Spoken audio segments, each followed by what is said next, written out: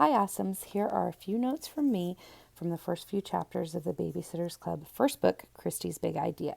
First of all, taking kids you're babysitting to another family's house where your friend is babysitting is not generally a good idea. You need to check with both families ahead of time, the parents in both families ahead of time, if you're considering doing this. There might be situations in which it's okay, but it's not usually considered acceptable. Next, this book was originally published in 1986.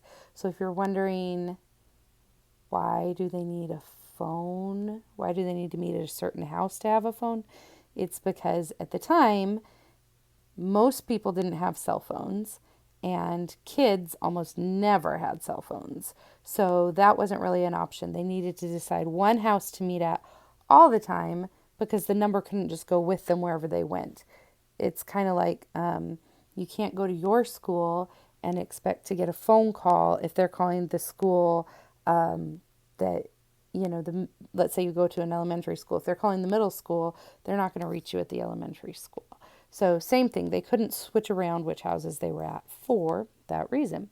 The final thing, you might, with some of the descriptions of what Claudia wears or of what anyone wears, you might think, I'm not sure about that style.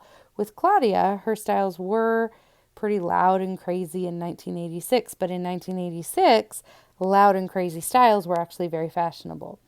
Now, it's just different. It's not necessarily bad, and if you like Claudia's style and your parents are fine with it, go for it.